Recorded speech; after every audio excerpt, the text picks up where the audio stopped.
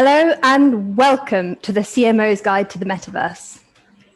I'd like to give a really warm welcome to everyone watching today.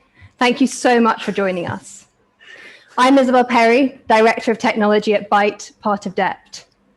Dept is one of the fastest growing digital agencies in the world, with over 2,000 people across EMEA and the Americas. We specialize in creative, technology, and data. And at Dept, we're becoming increasingly obsessed with the emerging technologies that are enabling new ways for brands to create immersive storytelling and inspire audiences. Together with Disguise, we're going to show you a glimpse into the metaverse today and bring to life how alternate realities are already transforming the way that consumers play, shop, work, and socialize. And hello everyone, I'm Tom Rockhill. I'm Chief Commercial Officer here at Disguise. Disguise is a technology platform that enables teams to imagine, create and deliver spectacular visual experiences, installations, and studio environments like this one.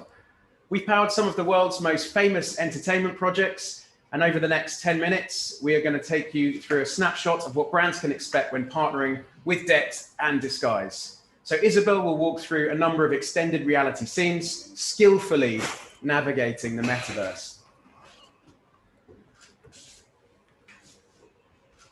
Hey, I'm already over here. Are you guys joining me? Yeah, let's go.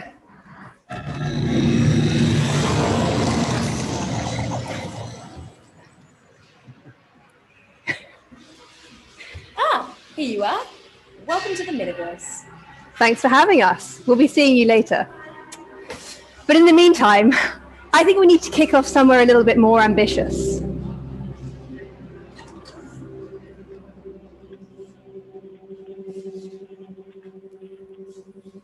And maybe a little bit lighter.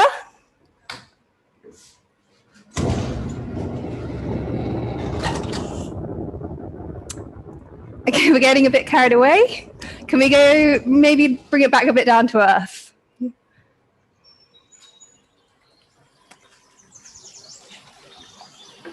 Okay, this one's just right. The term metaverse was first coined by Neil Stephenson 30 years ago in his sci-fi novel Snow Crash. Fiction continues to shape our vision for it, with Ready Player One coming to represent the metaverse in popular culture. For those of you who don't know those two references, you can think of the metaverse as a digital twin of our world, experienced in both augmented and virtual interconnected realities. A more concrete definition is somewhat elusive, but most people seem to agree that the metaverse is the successor to the internet as we know it today.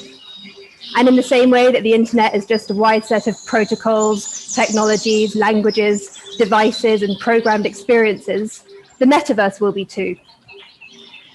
We'll experience the metaverse as a persistent and synchronous digital experience, meaning you won't be able to stop, pause, or reset it. And what I do or what you do will be mirrored in our respective metaverses or experience of the metaverse. There'll be no cap to the number of users, but each user will experience it individually and with complete autonomy. The metaverse will also be experienced across physical and digital worlds, and these experiences will be interoperable. You'll be able to translate one digital ID here or one digital ID in there across different digital environments. Crucially, the metaverse will also have its own economy, and because of that, a huge range of individual creators will benefit.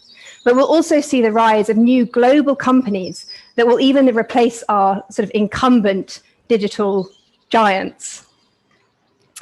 In total, the metaverse will become the gateway to most digital experiences and a component of our physical ones. Now, I appreciate this might sound a bit far-fetched, or at least quite far off, but Epic Games recently raised $1 billion to fund their vision of the metaverse. Bloomberg estimates that the metaverse is already worth $800 billion. And as of just last Wednesday, you can even invest in the metaverse on the New York Stock Exchange. This metaverse fund was partly founded by a metaverse essayist called Matthew Bell, who I'd really recommend reading if you're interested in this area. But what does this all mean for people like us in marketing? Well, today the opportunity lies in moving beyond traditional display advertising towards creating experiences which are more engaging, more exciting, and dare I say it, possibly even less invasive than ads that we know them today. As a brand creating new products or experiences that you want to promote, you can release a digital version of these, free or paid, and people will want to use these and already do want to use these in games, virtual spaces, and digital platforms. This will then translate into sales in the physical world and will increasingly value and chase sales of digital items as well. And there are a lot of examples of brands doing this well. Recently, Star Wars created an incredible island within Fortnite where you could teleport down as Darth Vader to watch a clip from one of the new films. DJ Marshmallow performed to over 11 million concurrent viewers on Fortnite. Carly Kloss and Adidas created a selection of trainers that could be experienced within Decentraland. And I think it's worth calling out that sort of high-end fashion labels are embracing these technologies particularly quickly, with Balenciaga creating the most exquisite virtual fashion shows, and Gucci really leading the way with digital items, including creating their Dionysus bag in Roblox recently and selling it for more than the physical version of that bag.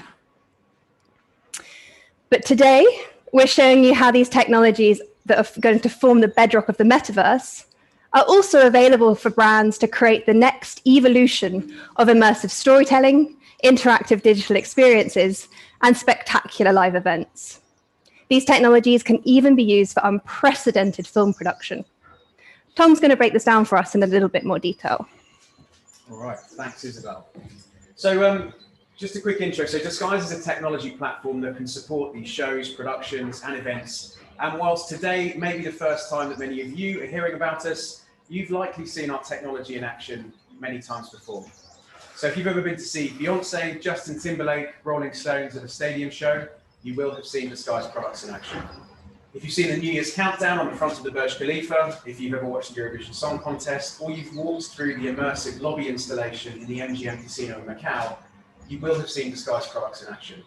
If you've watched the Super Bowl halftime show, Billie Eilish's live stream, or if you're watching it coming home on ITV Sports coverage of Euro 2020, you will have seen Disguise products in action. So we're a London-based business with offices all over the world and a support team and community managing projects 24/7, like the ones I just mentioned. We are the market-leading technology platform in concerts, events, shows, installations, and now growing in broadcast and film studio environments using LED instead of green screen. We're also the market leader in delivering XR spaces like this one, which is how we're able to blend the real and the virtual worlds and transport artists, actors, and presenters like ourselves into the metaverse. So we've mentioned the term XR a number of times, but what does XR actually mean? So XR, or extended reality, is an umbrella term for all of the types of reality relating to real-time video content. So VR, or virtual reality, is the technology where you wear a headset and you experience something firsthand in a digital realm. AR, or augmented reality, is the technology enabling digital graphics or props or characters to sit in amongst the real world from the viewpoint of the camera. And then mixed reality, or MR, is the ability to blend augmented reality in the foreground with LED backdrops or video content in the background to place us, real people, in the real world between two digital plates, if you like, a front plate and a back plate. So before we get carried away with the new realities, I'd like to show you what tools you need. So we're going to step backstage for a second. We just put the test pattern on. So I'm sorry to say we're not actually in space, we're actually teleporting anywhere, and we're just here in a stage in London. We're in Southwark, in fact, which is very glamorous. So this is an LED stage, and this is our office in Disguise. It's a pretty small space, so whilst you've been getting some quite nice views from the gym over here, some quite nice wide shots, we're actually on like a 3 meter by 3 meter LED stage. And the key elements are that you've got LED panels on the floor. We've got LED panels behind us, so we're essentially surrounded by video content, or able to be surrounded by video content. We've got 3 cameras, so we've got the one on the gym, and we've got 2 here. They're tracked using camera tracking technology. That camera tracking technology is generating camera data, which is being sent to Disguise. Disguise is a hardware and software product running the real-time engine, processing all of the graphics that you saw, In this case, it's Epic Games' Unreal Engine. And that camera data is then telling Disguise where the camera is in the physical space, where it's pointing, where it's directed, so that the Disguise products can generate those images and push them to the correct pixels on this stage that's sitting around us. So by combining all of these elements together, you're able to create a space that truly blends the real and the virtual worlds. And for us as presenters, we're able to see the content around us. We're able to interact with it. It's a really easy space to interface with. The team here can place augmented reality items in the foreground, which you're going to see shortly. And it's a lighting source as well. Now you'll notice at the edge, obviously we're just in a small space. We can only see the edge of the LED here, but you've been seeing the image extend all the way out. That's what we call set extension. And because in this technology we know where the real world is and where the virtual world is, we can blend the two and get a seemingly endless experience as the camera pans off into the virtual space. So those are all the elements you need to create this. Isabel, over to you. So this should all seamlessly come together for my first stop in the metaverse, where I'm going to be stepping into a virtual fashion show and choosing an outfit for.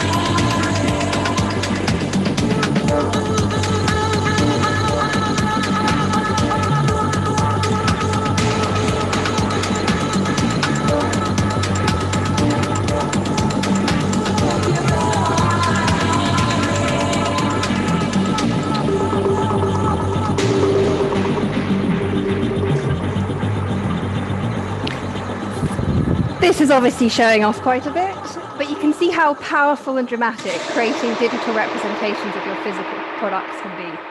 Anyway, this one's perfect.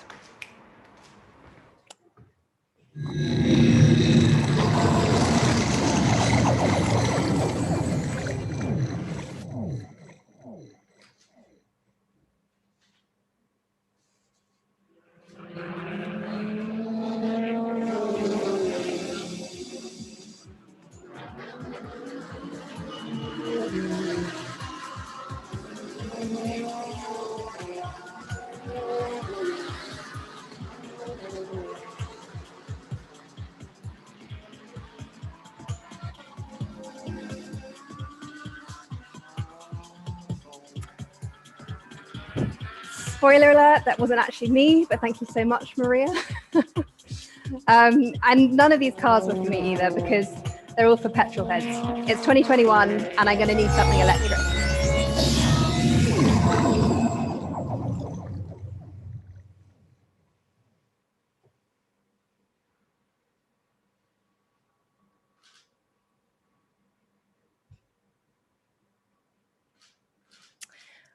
I don't even know if this is a car, but it's definitely worthy of my Instagram.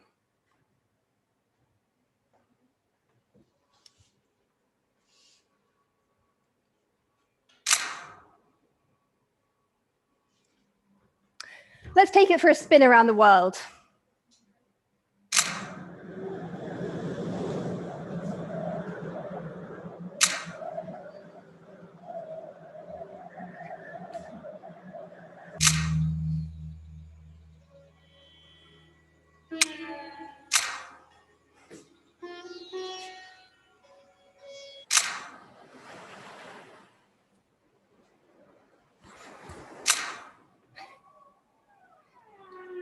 Of course, flying cars aren't mainstream yet, but you can see how using extended reality, you can capture content seemingly from anywhere in the world without traveling beyond the small but mighty LED stage that we have here.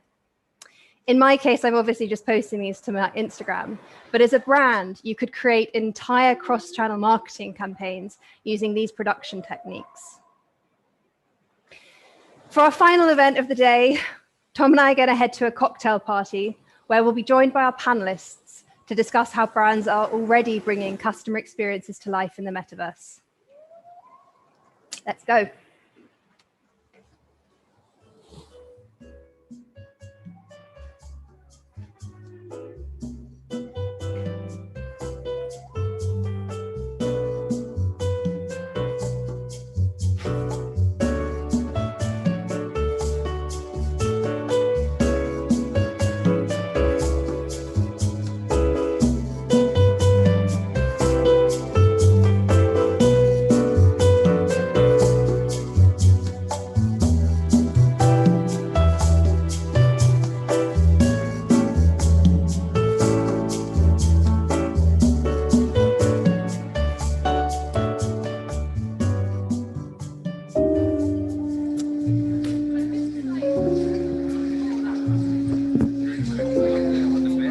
Hello again. Hello. With a mic that's working fully this time.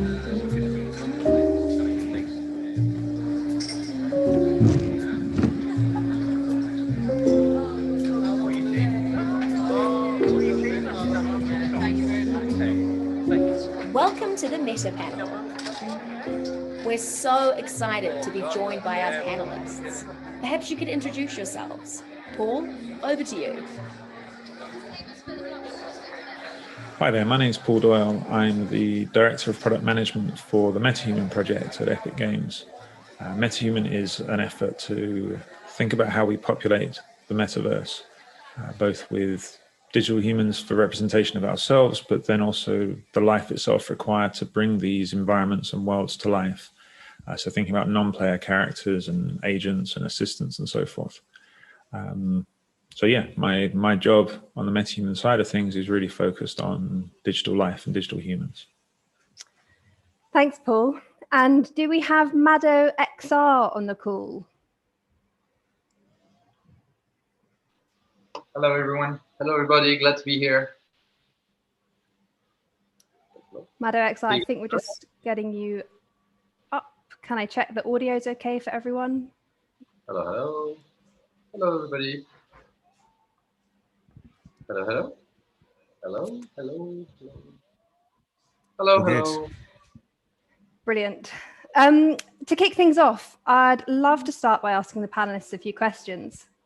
Paul Doyle, what is the metaverse and how are you experiencing it?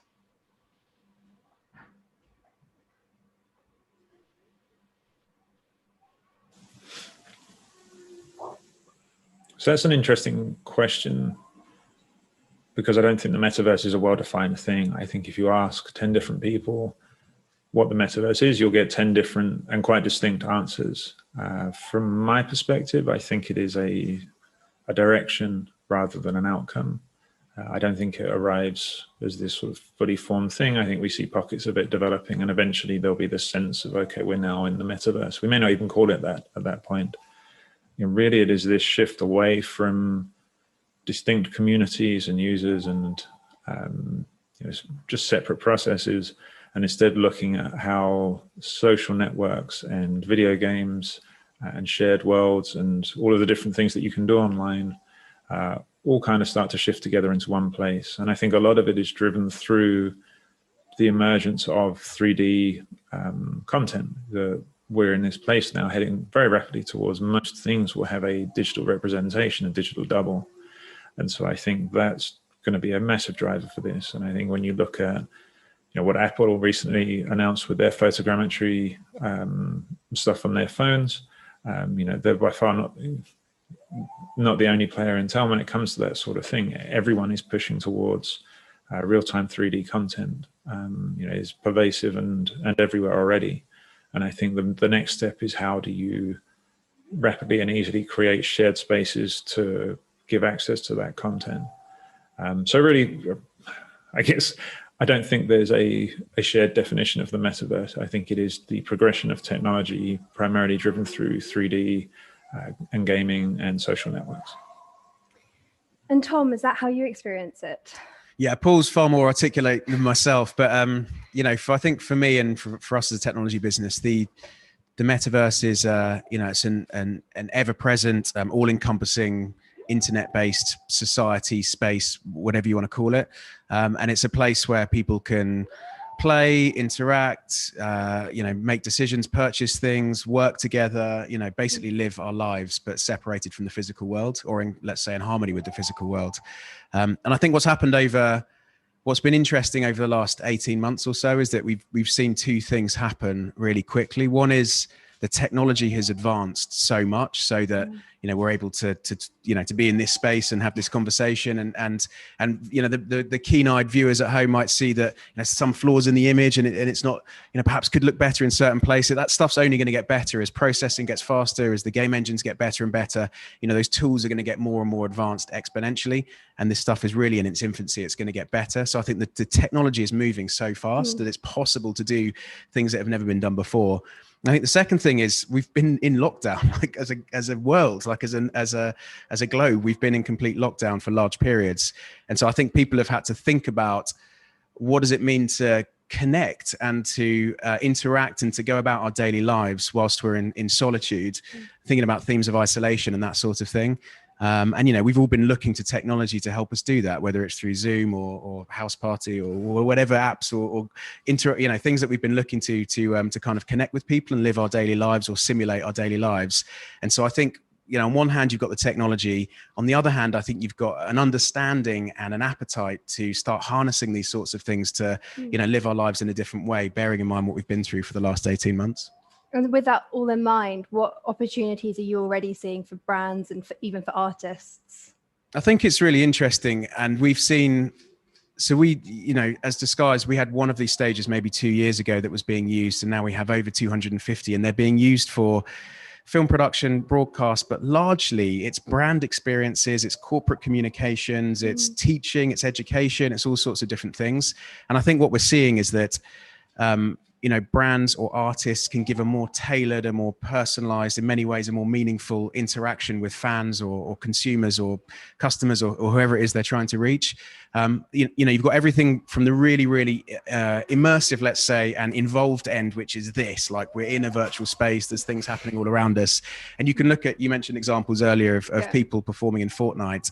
And we've seen people like J Balvin and Cascade doing shows inside the game from stages like this and transporting themselves into a completely virtual environment where avatars are experiencing, or people as avatars are experiencing real people who are in a physical world surrounded by virtual elements, the true blending of the real and the virtual. You go from that to people like Billie Eilish, who did their live stream last year and was able to interact with fans coming in on Zoom calls, or family members who are being ported in and giving them you know, what felt like a personalized experience that you might not get in a stadium or, you know, around 50 or 100,000 people. But I think, like, you know, if you pull out even further, we're just starting to see things like, you know, augmented reality and digital graphics and, you know, real-time content in and around our day-to-day. So watching things like the NBA with, you know, people being piped in, crowds, that sort of thing, to the Euro basketball leagues, which are now having augmented reality and DJs and performances, all the way to some of the big opening and closing ceremonies you're going to see this year and some of the big events, which will also be, you know, using a lot of this technology. So I think we're seeing it start to creep in, even if people aren't going to these full immersive spaces where you're immersed in virtual content. And is that what you're seeing, Louis? Yes, I think there's an interesting mix between reality and virtuality, and that's actually something that we have experienced, having the opportunity to work with several fashion designers that are quite interested actually in blending their own physical universe with almost a phantasmatic universe, something that belongs more to a dream. And a way for them to express this dream universe is to play with virtual reality. And what I think is very interesting with XR is that you are finding that the barrier between physical and virtual becomes very thin, and you're actually able to penetrate both worlds. And working especially in the fields of fashion, where image and dream is all about the image and the clothes and the experience that you have. we've been able to touch that, and through several of the productions, we have created worlds that don't belong to this earth, and we've had the opportunity of having real model walk onto those worlds, which was a fantastic experience. And so I really look forward into the future and seeing more of those kind of mixed reality and metaverse oriented production come along, and hopefully would be part of some. Thank you. And I guess question for you, Quentin, why are extended reality immersive experiences so powerful? Well, into crystal ball territory a bit. It's weird, you can predict into the long term, no problem, but when you're talking about the next 5 years, you can kind of get called out if you're not quite on the money. I think we're in this place where you see mobile devices that are able to create, from photogrammetry, we're able to create 3D objects of anything in minutes. I think we've got simultaneously a much larger scale photogrammetry, being able to build complete environments. Then you have virtual production, the ability to be fully engaged and immersed in these worlds to produce different types of content. And then I think you have the flip side of that, which is the AR and VR, particularly AR. I think we're going to see this wave of devices and capabilities coming through, whether that's AR glasses or what's possible off of a handset. We're expecting transformation in mapping applications even. So I think we're going to end up with this blurring of lines between digital and real world because of our ability to create accurate digital representations of what truly exists. And so I think there's a ton of potential there. I just don't want to be too nailed down on it just yet. But it's incredibly exciting time to see this. I've worked in 3D 25 plus years, and seeing us go from offline linear content now into real-time interactive content with incredible fidelity, and now starting to see that content creation capability reaching everyone. We're going to see this eruption of 3D assets, 3D aggregation tools, AR applications, VR applications. I think my expectation, my hope is much like the internet and mobile were major transformations, major kind of technical ages. We're about to hit this 3D interactive AR age, technical age. And so, yeah, for me, it's going to be awesome. Thanks, Paul. And I'd also just like to take this moment to say we will be doing a Q&A from the floor later. So if you do have questions, please just send them through on the Zoom chat. But now over to Mado XR. I think a really great example of what Paul was just speaking about is the work that you've recently done for Balmain. Can you tell us a little bit more about the full winter 2021 XR fashion presentation? What sort of challenges did you have? And I guess what does the project showcase in terms of the future of extended reality?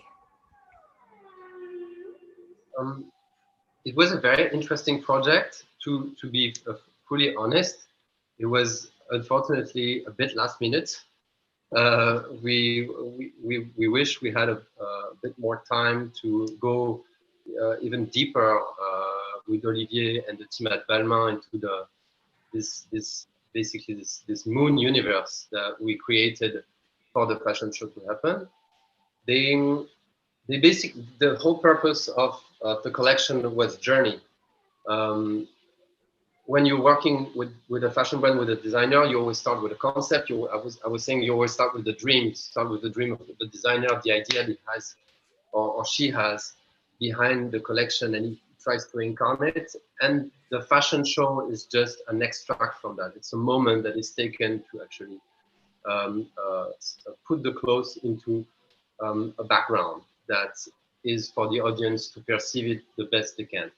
So they came to us with this idea of having a journey, and they were hesitant in where to take that journey. And so they wanted to shoot with airplanes first. So they were able to secure the location of Roissy, which was obviously, because of COVID, it was all closed down. So they had the opportunity of shooting with the Air France plane, which obviously looks really good, but they wanted to take the collection elsewhere to some place that obviously would seem more inaccessible. And the idea came on with the moon and space. And obviously, it's a bit difficult to send a whole team of models in space for a fashion show, so they were quite hesitant into what to use.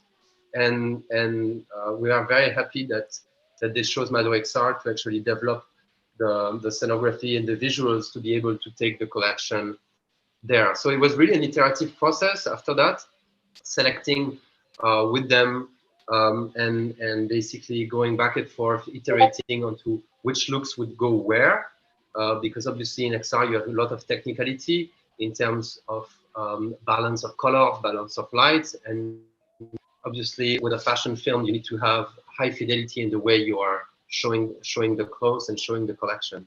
So we wanted to also to create a universe that had not too bright colors, because the collection was really highly colored and they had a lot of reflection. So it was really an iterative process, them having this great idea of bringing a fashion journey into outer space, us iterating and reassuring them about the capability of the XR technology, and making sure that basically we would welcome them in an environment that would show the collection the best possible in terms of image, in terms of color, in terms of choice of camera, in terms of rendition generally. So really it was this iterative process. And I believe at the end they were very happy about the results. It was quite a hard learning curve. It's like some projects are when you're dealing with a new technology, because we've done previously only a much smaller show for Nicolas Lecourt-Mention. She's a young transsexual designer, having won the Adam 2019 prize. It was a much smaller show. We created a lot of really cool universes with her. But before Balmain, we've never worked with such a large brand. And obviously, working with the large clients like that, we have a lot of steps to be able to actually validate the fact that they would be using a new technology. So hard learning curve, iterative process, being able to reassure them into showing them that the technology and the potential was there. And yeah, I believe at the end, they liked the journey as much as we did. Awesome, thank you. And Joni, could we go to the next question, please? Thank you very much.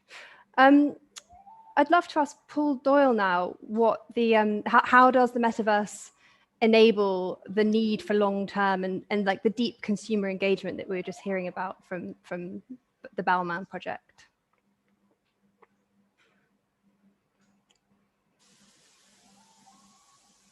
So without retreading too much, the idea of the metaverse is just a tag for a general direction of 3D content and social networks and so on. I suppose the permanence of identity, these rich 3D interactive environments that allow people far more sense of presence of self, but also you can bring digi-doubles of objects into those worlds. People can not only look at them, they can interact with them. You know, if it's something mechanical, you can operate it. If it's something you can drive it, you can wear it. I think there's a certain set of senses that can be engaged through this that can't otherwise be engaged right now. And I think that permanence also allows, you can have a constant presence. I can imagine there being game modes where it's sponsored zones or particular places you go to. I think the challenge with it is doing it in a way that is not jarring. Certainly, the way that Epic looks at this is we're not interested in becoming another ad network. We're interested in how do we enable creators and audiences to connect to each other.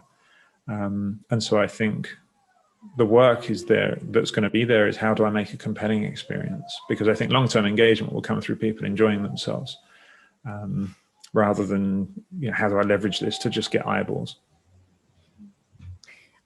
And Tom, we've just seen a fraction of what Disguise can do, but can you tell us a little bit more about sort of what makes Disguise as a company that's been traditionally working in live events well placed to serve as this portal into a metaverse? Very grand description, but yeah, I think first and foremost, what's interesting is that Disguise or all of the surrounding technology components, this ecosystem of tools that's helping to drive this, even Epic Games themselves, none of us have, this is so new that all of us are getting into it from completely different angles. and Epic Games have the background of creating, you know, super rich environments for essentially for gaming. You know, they're driving the game Fortnite, and they're using that now in all of these sort of consumer facing or production environments.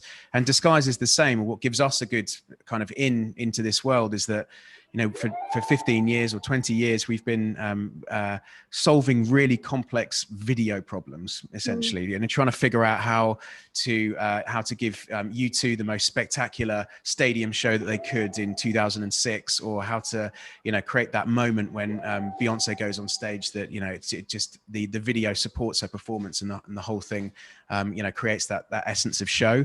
And so I think the tools that we've developed have helped us to do that. So we're solving really hard video problems to create something spectacular, something immersive, but ultimately something really engaging, you know, as Paul said, giving people enjoyment and kind of telling a narrative and supporting a narrative or a creative brief or whatever it is you're trying to deliver. And that's our point of view, is like, we want to solve these types of challenges to create something spectacular that really taps into, you know, the psyche of the person that's watching it, or your consumer, or whatever it is. Yeah, nice. And there's a very intrigued audience watching us. So before I begin to take some questions from the floor, I guess I'd love to know what the real potential here is, and if you're going to be able to, but if you're going to give any recommendations to brands, what would they be about where to start with technologies like this? Paul, do you want to kick things off? The sense of the metaverse, these emerging platforms.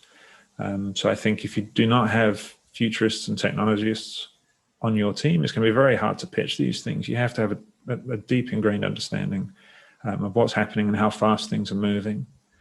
I think,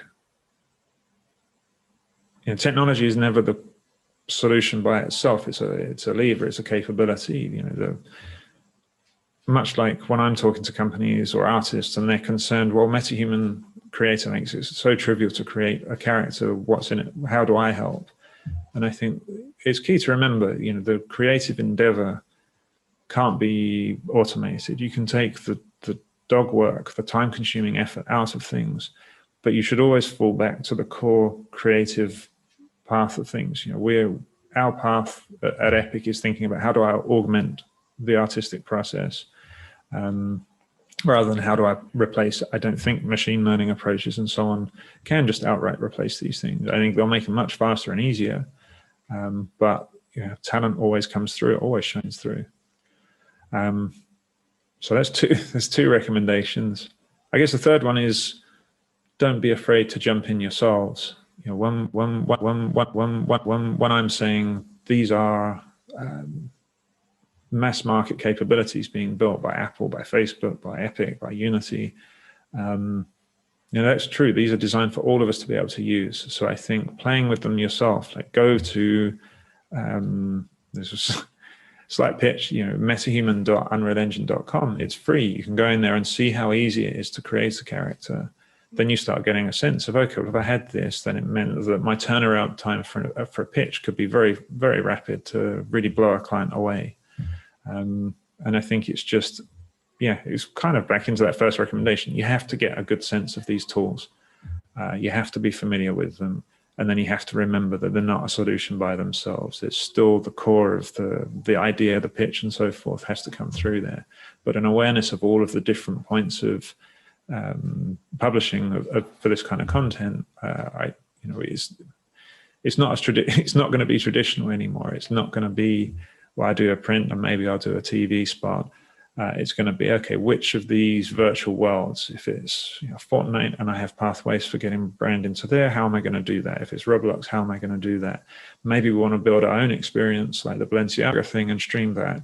How do I achieve these things? So I think the potential for branding and marketing is colossal, because I don't think we've had the opportunity to reach people in a compelling way. I think, you know, everyone's switched off of TV advertising. Most people are running blockers. You know, you're force-fed advertising. And I think building experiences that make people want to have them, that's the way through to success here. So finally, the technology platform is available for that. So I'm very excited to see what you all get up to. And Tom, do you have any recommendations for brands that want to jump in? I think with I think like Paul, if you've got technologists or 3D people in your teams, or you have access to them in an agency, like jump in. These tools are available. Unreal Engine is free. MetaHumans is free. Disguise is software. You can get free training and everything from us as well. So the tools are there to learn. So just get started. I think like ultimately, these are tools. This is the technology is there to serve a purpose. It's not the be all and end all. So, a spectator, as great as you can make the technology work for you and do something that's not been seen before, that has to support a narrative or creative brief. That's what's really going to talk to consumers or people at home or whoever it is you're trying to reach. So I'd say, get familiar with the tools, the language, all of the stuff that's out there. It's all available to use. But at the same time, don't let this cloud, don't let the terms and the jargon and this sort of, what's the word? I don't know, the hype around all of the products and technology and everything cloud what it's there for, which is to serve a purpose, to deliver a creative brief or to deliver a narrative. And so I'd take that first and figure out how these tools can support that. Like how can the metaverse or how can, augmented reality or mixed reality support what it is you're trying to do? Like the guys at Mado XR said that, they wanted to create a much more involved creative process for their client. And we're able to do that using these tools. The tools didn't come first. So I'd say that's the way forward. Yeah, we always say that at Dept. It's like technology isn't the strategy. There's the strategy which technology needs to be enabling. And what about you, Mado XR? Well, I completely agree with Tom on this. I think the technology, XR, or whatever else technology is just a tool to produce whatever content you want. If you want a really, really nice artistic look, or just a simple show, everything is there for you. Is the limit really is your creativity and how many people you involve and how good they are, because that changes a lot also in what you're doing. Of course, all the tools that are available, like an Unreal Engine, the MetaHuman, makes it more easy for everyone to start.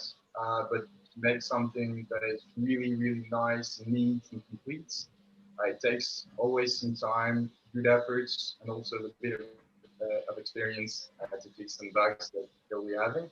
But with the good people, you can do pretty much everything you want, and that's really what we like in IOXR is just the limits are not there. The limits are in your mind or in the time you can have in a project. So that's really a really good thing to remember. And then also seeing other people doing XR work or just animatics also is very inspiring in the way you're creating your universes, because everyone has a different vision, a different approach to XR. And I think they're all good. Some may look cheap, but actually there's really, really nice ideas in there. And some may look really nice, but in the end, it's very simple, technologically speaking. So there's really a combination of everything put together. And as far as I know, you can do pretty much everything. Awesome. Thank you. We've got enough time now to take some questions from the floor for a Q&A. So please send them in on the chat if you're not already, but I can see we have some questions. Tom, this one's probably for you. Did he say they're using LCD screens rather than chroma keying? No, close, but not quite on. So LED screens, LED panels, rather than chroma keying. So yeah, you're right, but the essence is right. We're not using, this isn't a green screen, we're not keying out. So the image that you're seeing from the viewpoint of the camera here, you're capturing not just us sitting on the chairs, but this image behind us we can see as well. So you're capturing the LEDs in camera as well as us in person. There's no keying or anything like that happening. And I think if the wider shots that you've seen from the jib, what you're capturing there, if we can go to one of the wide shots perhaps, if that's possible. There we go. So what's happening, I'm going to break the illusion here, but what's happening is the edge of the LED screen is here. And then you can see where Disguise and the real-time technologies are kind of blending in the real and the virtual world. So it's kind of blending us into this, this mixed reality space. but it means that there's no keying happening. So what you're seeing in camera at that point is part LED and then part virtual environment. And Disguise, there's a lot of bits of technology that make this work, and it takes care of all the really ugly nuts and bolts stuff of color calibration, spatial calibration, to make sure that the illusion stands tall. Next question. So this is all very much about projecting the camera view of people into a virtual space. But what about tech for easily mapping our human movements to an avatar? That is probably a question for Paul. But what you've seen here is you've seen the MetaHuman, right? And if you go on, as Paul said, if you go on the MetaHuman website, you can start manipulating characters quite easily without having to be a 3D artist and understand how to build a rig and build textures and all of that sort of stuff. You can just go on and start playing around with it. You can drive those avatars by using traditional mocap techniques. So if you've got somebody who's wearing a mocap suit, we could have done it here today. It's just extra sort of an extra hurdle to take. We could have had someone maybe we'll do that for the next one. Someone in a mocap suit and somebody somewhere else in the building actually kind of driving the animation and driving actually talking and doing all of the conversation as well at the same time. Obviously, this one was a MetaHuman, but some of it was pre-recorded. But yeah, you can do that. So you can have live animation and everything driving those digital characters. Yeah, and I think that's just to add to that, it's definitely an area that we're really excited about, just because you can do the real-time rendering of someone moving, and that opens up absolutely incredible production possibilities. And it's something that we were speaking about a lot in the run-up to this, of how cool it would have been if the MetaHuman that we have had throughout this had been actually, when we'd recorded all of the facial expressions, it's so much tighter if you use a mocap suit and the body is perfectly integrated with the face. But yeah, next time. Next question. We're seeing XR primarily experienced through the lens of a camera and viewed digitally from viewers. Where do you see XR technology crossing over to be experienced in live spaces? That's probably a question for you. I can answer that one, yeah, and I'll tag into the Mado guys in case they've got an opinion on this as well. But really, the technology's here today. So this is kind of the leading edge of what's possible. And what you can see is this experience from the viewpoint of a camera. But that's not to say that this experience and these elements couldn't be possible from the viewpoint of a glass or some other device that would understand this imagery, understand where the set extension is and all of that stuff. What we're really driving towards are things like light field technologies, where we're capturing all of the lighting information in a space, and able to replicate that from the viewpoint of a glass or an implant or whatever it is. So you could imagine that you'd be sitting around a boardroom table and you and me might be sitting next to each other, but actually there could be indistinguishable avatars that look like real people, of people in different spaces that we can see based on the technology that we're wearing or the technology that's implanted perhaps. So yeah, right now it's from the viewpoint of a camera, but this is, as I said, it's really just the start. This stuff's moving quickly, and if you research or about light field technology, I think you can see where this is going. And Mado XR, do you want to add to that? There's a lot of experiences that have been made, especially in the field of research, using cave space. So spaces not necessarily using LED walls, but sometimes it's with a video projector to be able to replicate training environments or any other of research-based application or molecule development, or being able to visualize data. And in that sense, we are talking about XR, but in a more immersive way, like an immersive space where video, where content, where 3D can be literally all around you, and you're actually diving into the virtual world. So there's a lot of applications that come with it. Obviously, research, but also in the entertainment field, we are very interested into looking at projects that want to use XR for immersive experiences. If you're just thinking about an escape room, for example, that would be completely in XR, so either with video projection or with LED world, you can really figure out and write amazing stories. And the technicality of it is not that difficult, actually. The only limitation for now is the number of audience members that you can have inside the cave environment, inside the immersive environment, living that experience. What we've seen is currently experiences that can be that one or two people can have at the same time, so they can be living in the space and actually witnessing the experience. But as a GPU technology and rendering capability progress, and the frame rate actually of all these experiences progresses, we can see experiences in the future that have maybe 2, 3, 4, 5 people at the same time in the room. And this is a field that is very interesting to us, and will be soon partnering with hopefully with the University of Rennes, which is a university that really focuses on those displays, those immersive environment displays, to be able to create actually entertainment experiences in XR. So. Yeah. And I guess to follow up from that, well, someone's asking if XR even works in live spaces, because the displays have to match the video animation with the viewpoint of the camera.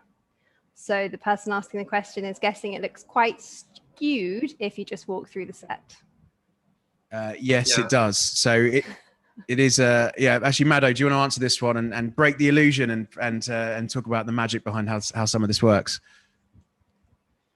You basically need to, the magic behind XR is basically you match the field of view of either a camera in the setup that you guys are, or in an immersive space that I was just talking about. Let's say, for example, glasses. You're matching the field of view of those this device, with our camera or glasses, with the background, and this background is generated in order to give the illusion that you are literally in that space. That's the way the magic works. It's either through optical tracking, where the camera is positioned in the 3D space, or on any other type of mechanical tracking. You're basically telling the engine, Unreal or Unity or any other engine, where this camera, where this viewpoint is, and generating a background, a field of view depending on this position. That's how the magic really happens. But yeah, it does look like if you've ever been down and seen a pavement or a sidewalk drawing, you get it from the right angle and it looks perfect. But yeah, obviously, if you walk across the set, the image is slightly off center. But I think we've just heard that Paul Doyle is on the call, and there was a previous question I thought might be good for him to kind of touch on, which was about metahumans. And you know, we've seen some of the possibilities of metahumans in a very basic style in this presentation. But Paul, what's the future for that, and how can we get physical performance driving virtual performance, and where do you see that going? Okay, hey everyone. Yeah, that's quite broad. I think we'd say we just shipped version 1, and really the focus there has been to enable anyone to create a photorealistic digital human, but not a specific one. And I think where the technology is going is to be able to create specific identities from a scan off your phone or for a webcam or something like that. That's ideally where we'd like to get to. But I think you see in video games all of the background characters ultimately on Unreal Engine. For any photorealistic game, most of them are going to be done with MetaHuman. I think the challenge right now is around the animated performance there. We have Live Link in Unreal Engine. It does an okay outcome, but without getting too technical, trying to lip sync through automation of different faces, you don't get great outcomes. So you still require an animator to get involved. One of the companies we acquired, Cubic Motion, they specialize in this side of things. It's work that we're doing and digging in on. We also partner with a bunch of animation vendors, speech graphics and others. So I think there's a whole space around virtual influencers, streaming through avatars and so forth. And this technology has to be really trivial for people to use.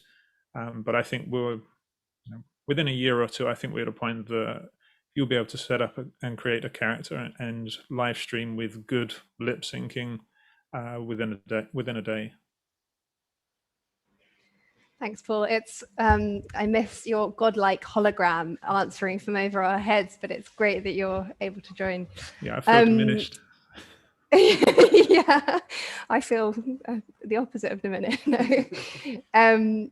We have a question around the software that's been used to create this stage. Tom, do you want to speak to that? Yeah, so the stage itself is being powered by Disguise products. So Disguise is a software product that sits on hardware products that drive all of this real-time processing. The content is being driven by Unreal Engine. So Unreal Engine is running on Disguise, and all of the graphic design, all of the creative, all of the images that you see around us, all the kind of magic and the photorealism and these clouds and particles and everything else, that exists within Unreal Engine. So Unreal Engine and Disguise are partnered in a number of different ways, and work together to create this kind of like integrated solution whereby if you're a content person, you can design anything you really want, anything you can imagine, as you've seen us do today, inside Unreal Engine. And then Disguise is the software that understands the spatial calibration, color calibration, all of the really ugly nuts and bolts stuff that make the illusion work and deliver that to the physical world. Thanks, Tom. And I'm going to ask for speedy answers for the last as we approach the end of this. But I really, really want to ask Maddo, in which industry or industries do you see XR taking off first? I think, as I've mentioned, sort of high-end fashion is storming ahead, but on top of that. And the person asking this question wants you to take into account all of the investment that Facebook's done with Oculus. So I think, first of all, to answer Bas's question, is that VR is part of XR, of course, but it's kind of the opposite, where only one person can see the virtual space through the glasses, but it's actually the same. It's LED screens that are projected based on what orientation you have in the space. So it's basically experiencing the metaverse in your own way, and you are the actor of where you want to go, and you're just not fixed to where the camera is at in an XR stage. So I think there's really two ways. One for XR that we see today in an LED wall, which is for producing content and producing experiences that can be seen live and experienced with real people. So the different brands for this is, of course, fashion, as we mentioned, music clips, which are really used a lot nowadays, and of course the cinema and film industry, which we've all seen with the Mandalorian. And I think the capabilities and all those will become much higher as GPUs and CPUs and softwares as these guys in Unreal Engine are coming along. But when it comes to VR, I think it will be really focused on the customer itself and really an experience that it can live by himself in a room or wherever they are and really live the experience as they wish to. And that's really two different branches. Brilliant. So, and I think with that, we have hit time. That's a good place to end, looking to the future. Thank you so much to everyone for joining us today and for your time watching. And thank you so much to our panelists, Paul for calling in, Quentin, Louis, and of course, Tom, my co-host. But yeah, huge thanks to everyone who joined to watch. thank you, everyone. Thank you, everybody.